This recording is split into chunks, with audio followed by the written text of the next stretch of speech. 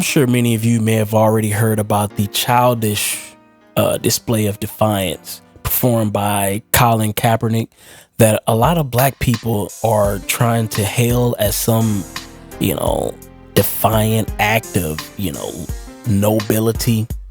And it's weird to me because black people have gotten so caught up in symbolism over substance. And that's going to be what I'm going to deal with in this video.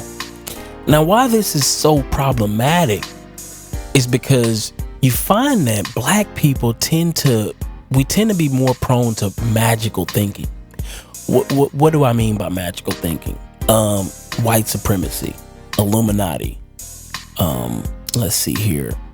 All of these varying groups or entities that we kind of trot out as some superior beings that we view as some kind of like oligarchical overlords that kind of look down on the everyday African American person and suppresses their ability to achieve or whatever. But in reality, what most of these things are simply excuses for failure that black people like to use. It's some type of weird catalyst for appeals for sympathy for our inability to compete for power, wealth, and influence in the global marketplace as well as other groups. But, I'm of the opinion that racism probably has to be the biggest benefit to the black collective for the last, I'd say, at least 60 years or so. And the reason why I say that is because without racism, our failures would be on full display with no filter. I mean, how else would you be able to explain away or make excuses for the greater than 70% out of wedlock birth rate or the rampant violence that's going on in our inner cities right now? This is just irrefutable. But the thing about it is, when I look at how we get caught up in all of the symbolism over substance and all of the magical thinking and all these boogeyman entities, it harkens me back to the notion that black people really need racism. Like, we need it. It's not something that we could just get rid of because, it's bad. Most black people welcome racism because racism is a protective shield from our own dysfunction. Okay, now what do I mean by that? See, what Kaepernick basically did was he essentially, because what I like to call the biracial white guilt or the biracial survivor's guilt, where basically he's trying to act like he's down because he knows that most black people probably, it's some ambiguity there. And because he wants to kind of appear that he's down, he'll take up a cause, but not really do anything of substance. And we don't need any more symbolism. Listen, listen, anybody who is thinking that they're going to stand up for the cause and they're going to trot out all this nice symbolism that black people just love. This is why we love our poverty pimping preachers and all of these social justice warriors and Black Lives Matter and all these people who do absolutely nothing but agitate and think that they're actually progressing the people. See, we don't, that's what I like to call, I get this from my buddy O'Shea Jackson, where he calls it horizontal movement instead of vertical moving. And I also like to call horizontal movement emotional escapism, where what we like to do is we get caught up in what feels good, but it doesn't really add up to anything. I can also liken this to the person who probably makes a high income, but he spends it all. And yeah, he probably looks good, but he's not really good because he's sweating at night because he knows that he can barely pay his bills. And yes, he may drive a BMW, may have a big white house with the big picket fence, and everything may look good on the exterior, but on the inside, it's a lot of, trouble going on. And, and that's the way I almost see, how black people how we live our lives. Like you'll see a child, and if he's dressed a certain way, black people will perceive that the parents are good, and not understanding that at the end of the day, it's that woman that's putting in that work and making sure that child is reading and actually preparing that child to compete in the world. And that's what ultimately matters the most, but we don't really look at stuff like that. But the thing about it is, if you're gonna do something, Mr. Colin Kaepernick, why don't you put together some type of task force for black men in these inner cities where the crime is rampantly high, and put some black men to work? I mean, that would be really beneficial.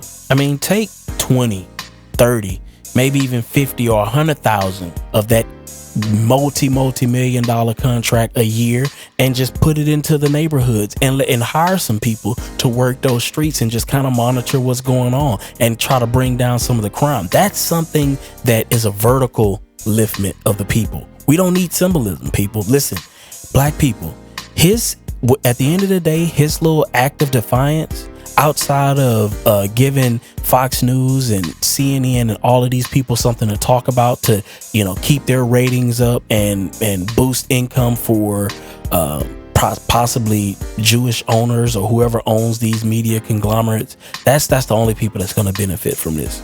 But in terms of directly affecting black people, Kaepernick, listen, you did nothing. Dr. Boyce Watkins, please stop trotting this guy out as if he's some kind of hero. He's not a hero at all. None of these people are heroes. The people who are heroes are the people who are actively on the ground, boots on the ground, helping people, feeding people, educating people. That is what we need. We need jobs, education. We need opportunity. We need businesses. This is what we need. All of this emotional escapism, we don't need that. That's not what we need. And I'm tired of people thinking that they can do this little poverty pimp, social justice warrior thing and think that they're trying to help black people. No, listen, keep it.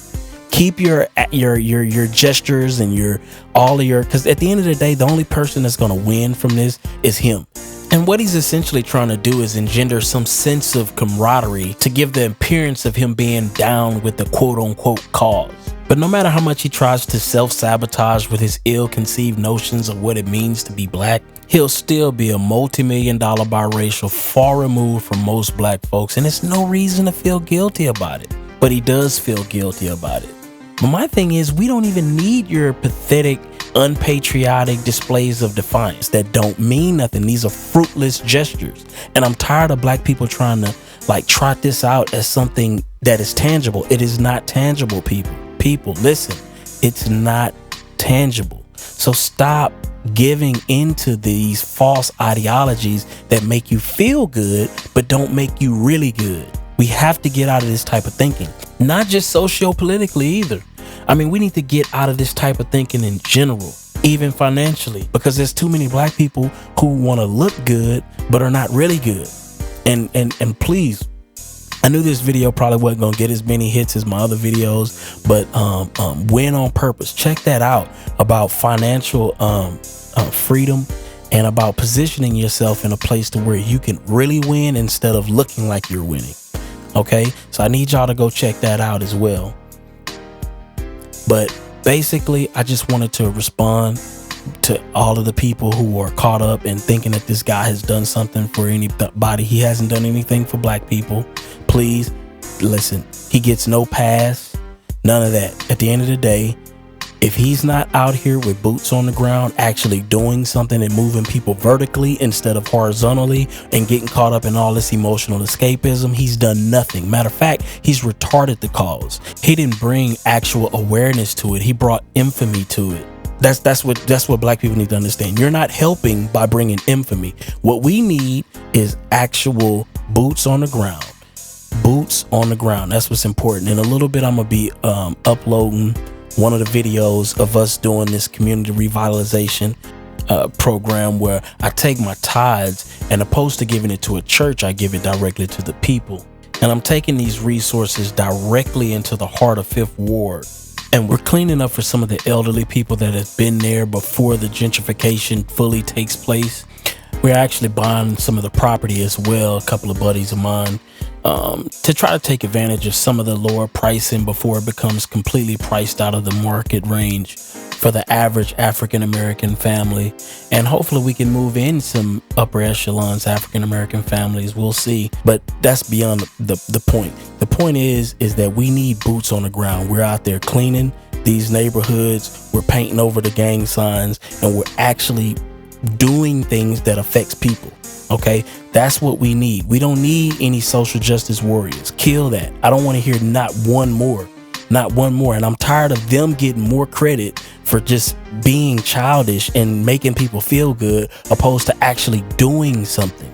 Okay, listen, that's what we need. And it's too many black people that, even intelligent black people that seem to not be able to connect these dots. I mean, it's crunch time. Like if you're not helping somebody and actually vertically moving somebody, then you're doing nothing. Okay, the lip service, all of that is nothing. All right, but I'm out. Peace.